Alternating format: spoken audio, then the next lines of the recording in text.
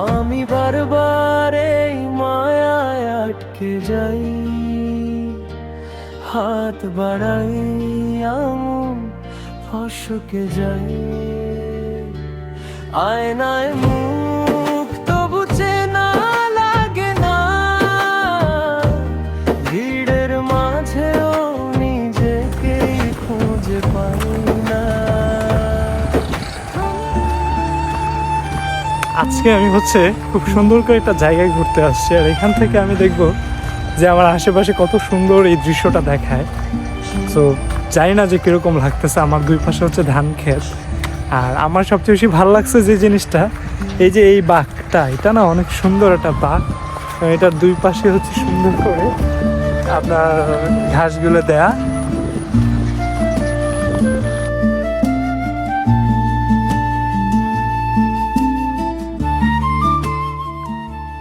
আমি এই মুহূর্তে যেদিকে হাঁটতেছি, আমার আশপাশে সব দিকে মনে হচ্ছে যে বৃষ্টি হবে একটু পরে, কিন্তু তার মধ্যে হাঁটার ওয়ে খুঁজে নিচ্ছি একটু, কারণ বৃষ্টির এক মুহূর্ত নাকি অনেক সুন্দর হয়। সো এই জন্য আজকের বৃষ্টির ওয়েদারটা দেখবো। যদি বৃষ্টি আসে সেক্ষেত্রে ভিজবো, এটা আরো বেশি ভালো হবে আর কি।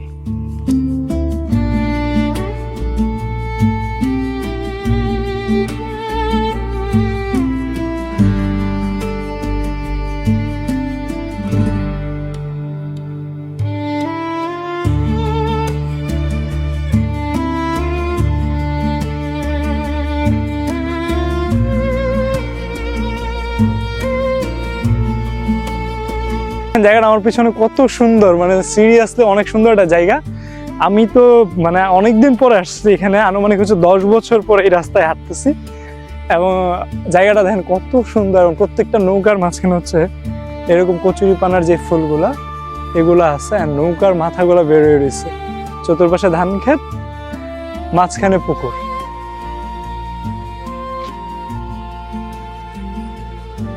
কেন কাম কি শেষ হয়েছে না?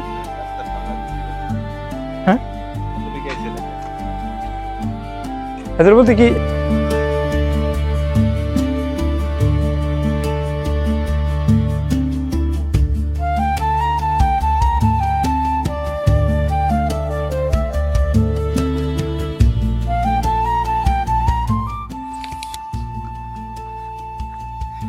এই সেই নতুন রাস্তা যেটা করা হচ্ছে হাওরের মাঝখানে, আর এরকম নিরিবিলি জায়গায়। এই জায়গাটা প্রচুর পরিমাণে ভাঙা থাকতো আগে, আর এখন কৃষকদের একটা সুবিধা হয়েছে এই রাস্তাটা করার ফলে, কারণ প্রত্যেকে এখন সুন্দর করে গাড়ি করে তাদের ধানগুলো একদম বাড়ি পর্যন্ত পৌঁছাইতে পারবে।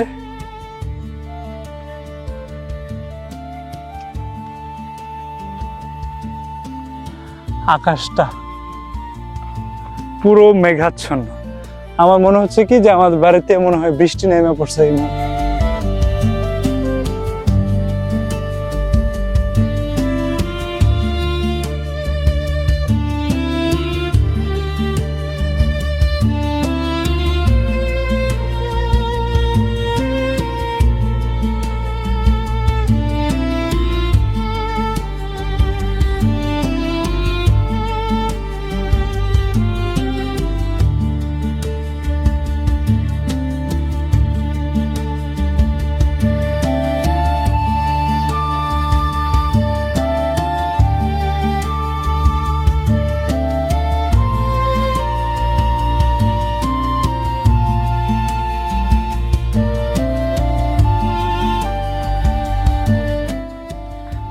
এই মুহূর্তে আমরা একদম হাওরের মাঝখানে আছি, আর এখানটা থেকে সুন্দর কিছু দৃশ্য পাচ্ছি। তুই কি এনে কাটবি কে?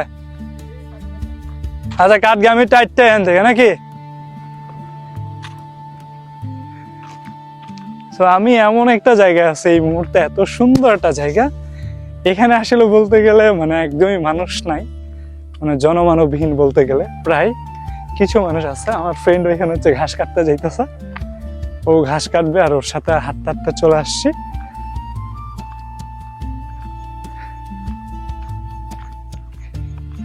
এই যে এখানকার পানিটা দেখেন কত সুন্দর এবং স্বচ্ছ। মনে হয় আমরা আসলে অনেক সময় বলি কি যে বাইরের দেশগুলো এত সুন্দর কেন হয়, আসলে বিষয়টা প্রত্যেকটা দেশই সুন্দর এবং আমার বাংলাদেশের প্রত্যেকটা হাওর চর কিংবা হচ্ছে প্রত্যেকটা জায়গা অঞ্চল অনেক সুন্দর, কিন্তু পার্থক্য হচ্ছে যেই জায়গাটাতে মানুষ এত বেশি হিরিক মানে মানুষের হিরিক পড়ে যায় এবং মানুষের আনাগোনা বেড়ে যায়, ওই জায়গাটা না একদমই মানে নষ্ট হয়ে যায়। মানুষ আমরা আসলে ওইভাবে রাখতে চেষ্টা করি না। বিদেশেও জিনিসটা অনেক মানুষ ঘুরে ভ্রমণ করে ট্রাভেল করে, বাট তাদের ক্ষেত্রে যেটা হয় তারা জিনিসটাকে পরিচর্যা করে বা হচ্ছে কোনো কিছু ফেলায় না। আমরা তো চিপসের প্যাকেট, খাবারের প্যাকেট, এইটা সেটা হ্যান ত্যান প্রত্যেকটা জিনিস আমরা যেখানে সেখানে যত্রতত্র ফেলে দিই। দ্যাটস ওয়াই হচ্ছে আমাদের পরিবেশটা আসলে দিন দিন নষ্ট হয়ে যায়। অথচ বাইরের কান্ট্রি বা উন্নত কান্ট্রিগুলোতে দেখবেন যে একদম নিট অ্যান্ড ক্লিন থাকে, কারণ প্রত্যেকটা মানুষ সচেতন।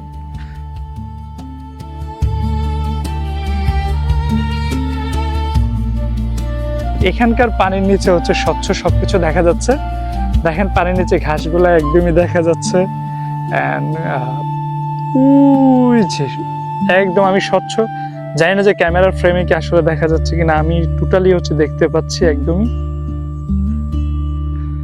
আর আমি যদি দেখাই আপনাদেরকে, আমার হচ্ছে অল পাশে মানে সর্বত্র যদি হচ্ছে কাউকেই দেখা যাচ্ছে না, আমি একদমই নীরব একটা জায়গায় আছি। এটা অনেক বেশি ভালো লাগে। আচ্ছা, এই যে কিছুদিন আগে হচ্ছে আমাদের কিশোরগঞ্জের একটা জিনিস ভাইরাল হয়েছে, সেটা হলো এই যে এই গাছগুলা।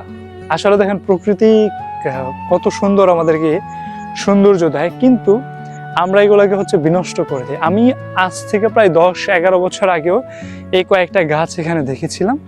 এখানে বেশ কয়েকটা ক্ষেত আছে, ওইখানে আশেপাশে হইতো এবং ট্যাগগুলাতে হইতো, সচরাচর এখনো হয়। কিন্তু যে জায়গাটা ভাইরাল হয়েছে ওই জায়গাটাতে প্রচুর পরিমাণ হচ্ছে এই ফুলগুলা হয়েছে, কিন্তু ওই ফুলগুলাতে মানুষ কি করছে, একদম হচ্ছে পেরে মাটিতে মানে পায়ে দিয়ে ঘষা দিয়ে ছিঁড়ে মানুষ হচ্ছে ভেঙে ফেলছে গাছগুলা। আসলে এগুলো আমাদের কারোই হচ্ছে উচিত না, এবং আমাদের এইটা আমাদের সমাজের জন্য এবং হচ্ছে আমাদের দেশের জন্য আসলে বড় ধরনের একটা অবক্ষয়। যদি আমি আপনাদেরকে বলতে যাই, সেটা হলো আমি এই মুহূর্তে আছি হচ্ছে একদমই হাওরের মাঝখানে, এবং ওই পাশে হচ্ছে আমার গ্রাম মানে মজলিশপুর, আর এই পাশে হচ্ছে করগাঁও। সো এই একদম আমি কাছে চলে আসছি বলতে গেলে প্রায়। আর এখন এই পর্যন্ত নাকি রাস্তাটা হয়েছে, রাস্তাটা আসলে ভালোই লাগতেছে, যদি হচ্ছে একটা ভিন্নতা পাচ্ছি। দুই পাশে গাছ, দুই পাশে হচ্ছে ধান গাছ, ধানের ক্ষেত, আর মাঝখানে হচ্ছে একদম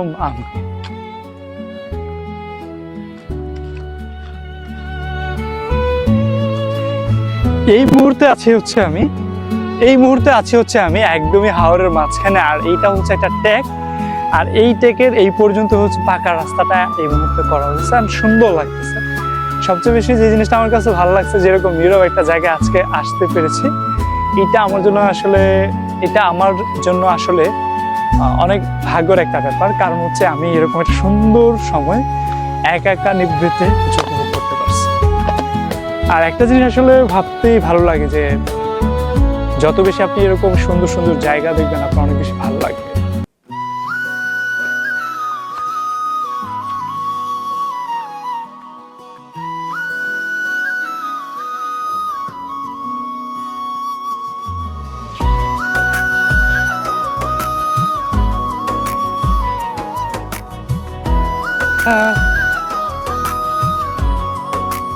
আসসালামু আলাইকুম, this is Hanif Rajan, welcome to another video. আজকে আমি কোথায় আছি গেস করেন? তো আজকে আমি আছি এমন একটা জায়গায়, যে জায়গাটা আসলে সত্যি অনেক সুন্দর, এত নিরিবিলি। আমার লাইফ হচ্ছে এরকম নিরিবিলি জায়গা খুব কমই আমি এসেছি, এবং কমই আমি এরকম নিরিবিলি জায়গায় গিয়েছি, তার মধ্যে এটা অন্যতম। যেমন লাস্ট হচ্ছে আমি চরে ছিলাম সিরাজগঞ্জে, সেখানে ছিলাম এরকম নিরিবিলি বালুর চরে। আজকে আমি আছি এরকম নিরিবিলি হচ্ছে সবুজের সমারোহে। সত্যি কথা বলতে কি, এটা অনেক অনেক বেশি সুন্দর এবং অনেক বেশি ভালো লাগতেছে। আর একটা বিষয় যেটা আমি বলবো, এখানে এসে একটা জিনিস বেশি উপলব্ধি করতে পারছি, সেটা হচ্ছে সৃষ্টিকর্তার সৃষ্টি এত সুন্দর হয়। আপনি যখন হচ্ছে নিজেকে এরকম করে সুন্দর সুন্দর জায়গায় মেলে ধরতে পারবেন, অনেক বেশি ভালো লাগবে। যদিও হচ্ছে আমাকে আমার পিছন থেকে বৃষ্টি তাড়া করতেছে, তবুও আমি এই জায়গাটায় আছি, এবং একটু পরে হয়তো বৃষ্টি নামবে। কংক্রিট দেয়াল ফিস ফিস করে ডাকে, ঘড়ির কাঁটায় বাধা দিন রাত্রি ফাঁকে ফাঁকে। একটু খোঁড়ো আকাশ জানালায় ঝুলে থাকে, মনটা গোপনে বন্ধ কিছু কিছু বৃষ্টির ফোঁটা পড়তেছে যদিও আমার দিকে, আমি বারবার প্রকৃতিতে মিশে কিছু কিছু বৃষ্টির ফোঁটা পড়তেছে যদিও আমার দিকে। আর আমি আস্তে আস্তে হচ্ছে বাড়ির দিকে এগোচ্ছি, কারণ এখানটাতে আসলে বৃষ্টি নামলে আমার কিছু করার থাকবে না, আমার পুরোটাই হচ্ছে ভিজতে হবে। আর তার কারণ আশেপাশে কিছুই নাই, যেখানে হচ্ছে আমি দাঁড়িয়ে একটু আশ্রয় নিব হচ্ছে বৃষ্টি থেকে বাঁচার জন্য।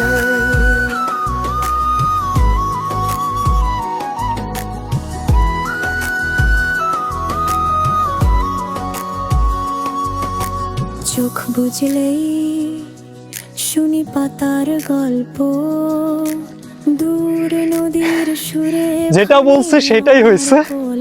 এই যে পুরো বৃষ্টি পড়তেছে, বৃষ্টিতে পুরো ভিজে গেছি, কারণ পিছনে যদি হচ্ছে একটা আশ্রয়স্থল ছিল, দৌড় দিয়ে আসছিলাম। যেখানে ছুঁই মাটি, বাট এইটাতে একটা জিনিস হয়েছে কি, সকাল যেটাতে হচ্ছে দাঁড়ানোর মতো ওয়ে নাই কোনো, মানে বলতে কি এখানে বসার মতো কোনো স্কোপ নাই, কারণ এটা হচ্ছে তালাবদ্ধ একটা রুম। আর ভালো লাগতেছে, বৃষ্টি আসলে বোঝাই যাচ্ছে না যে বৃষ্টি হবে তেমন। তার কারণ হচ্ছে আমার পেছনটাতে কিন্তু বলতে গেলে একটু রোদ মনে হচ্ছে, মানে রোদ মনে হচ্ছে। আর এই পাশটা একদমই অন্ধকার, যেটা আমি অনেক আগে বলছি যে আমার বাড়ির সাইডটাতে প্রচুর বৃষ্টি হচ্ছে। অনেকটা দৌড় দিচ্ছিলাম, মানে হাঁপায় পড়ছি।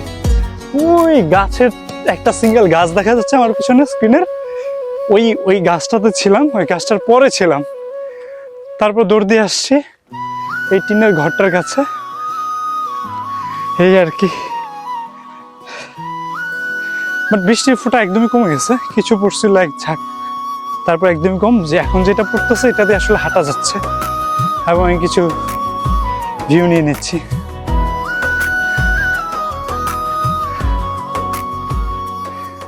আমি বারবার এই মায়া বৃষ্টির পরবর্তী সময় আসলে এত সুন্দর হয় এবং এত সুন্দর লাগে, এটা আসলে বাড়াই, আপনি যখন বের হবেন তখন বলতে পারবেন। আপনি দেখবেন যে বৃষ্টির পর মনে হচ্ছে যে আয়নায় একটা কিছু যেমন প্রথম ওয়াশ করে নিয়ে আসলে যত সুন্দর হয়, তদ্রূপ হচ্ছে বৃষ্টির পরে এত সুন্দর লাগে এবং এত সুন্দর দেখা যায়।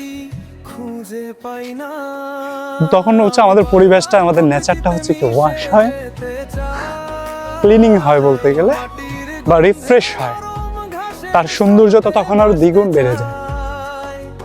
আমি হারিয়ে যাই বাট আমি রাইট নাও এই মুহূর্তে যেখানে আছি, এখানে কিন্তু তেমন বৃষ্টি নাই, বৃষ্টি একদমই কম। এদিকে কিন্তু ওই পাশটাতে যখন হচ্ছে, মানে আমি আমার গ্রামের দিকে যত আগাচ্ছি, বৃষ্টির ফোঁটা মনে হয় যে একটু বাড়তেছে।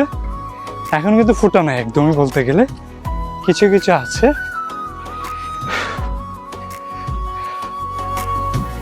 বাইরে এরকম দৌড়ঝাঁপ লাইফে অনেক খেতে চাই, এবং এটা খাওয়া দরকার। ঘড়ির কাঁটায় বাধা দিন রাত্রি ফাঁকে ফাঁকে।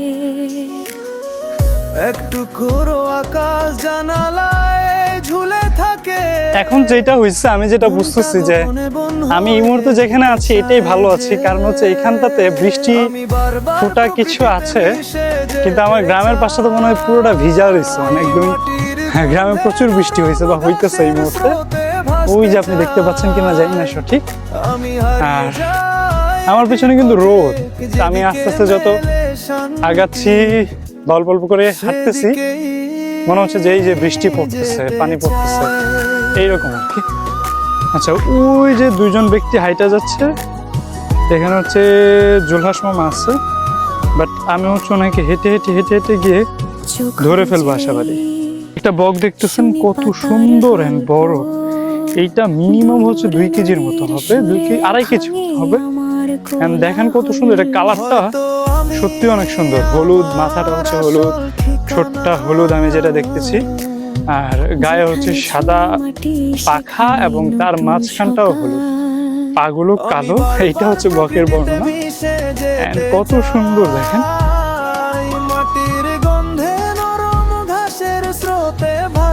যদি আমি এটাকে ডিস্টার্ব করতে চাচ্ছি না, আমি চলে যেতে চাচ্ছি স্কিপ করে, বাট আমার ক্যামেরা অনেক জুম করা, বাট ও অনেকটা ভয় পাইছে বলতে গেলে, দৌড় দিয়ে চলে গেছে।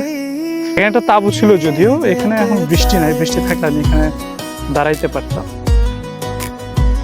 এই হচ্ছে অবস্থা।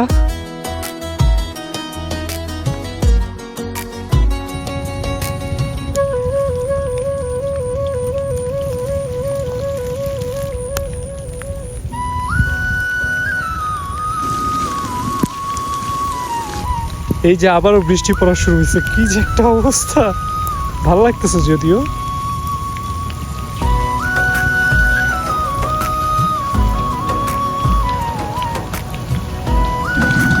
বৃষ্টির মধ্যে হচ্ছে ওনাদের কাজ চলমান, কাজ করতেছে। এই হচ্ছে সেই চিরচেনা মেঠো পথ। এটাতে আসলে না মাটির একটা ঘ্রাণ পায়, ভালো লাগে, প্রচুর পরিমাণে হচ্ছে ভালো লাগে, মানে এত ভালো লাগে যা বলে বোঝানোর মতো নয়।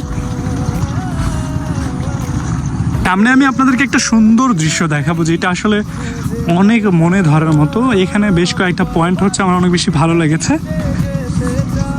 অ্যালেক্স,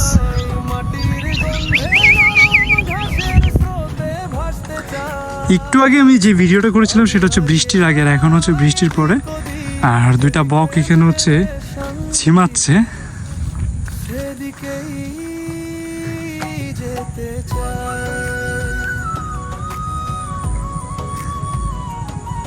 কারণ হচ্ছে এখানে কচুরিপানার যে ফুলগুলো অনেক সুন্দর, এবং হচ্ছে কংক্রিট দেয়াল ফিস ফিস করে ডাকে, ঘড়ির নৌকাগুলো কত সুন্দর, বাধা দিন রাত্রি ফাঁকে। এই হচ্ছে নৌকাগুলোর অবস্থা, আর দেখেন কত সুন্দর লাগতেছে না। আকাশ জানালায় ঝুলে থাকে, মনটা গোপনে বন হয়ে যেতে চায় যে, আমি বারবার প্রকৃতিতে মিশে যেতে চাই, মাটির গন্ধে নরম ঘাসের স্রোতে ভাসতে চাই, আমি হারিয়ে যাই এদিক থেকে যেদিকে মেলে শান্তি।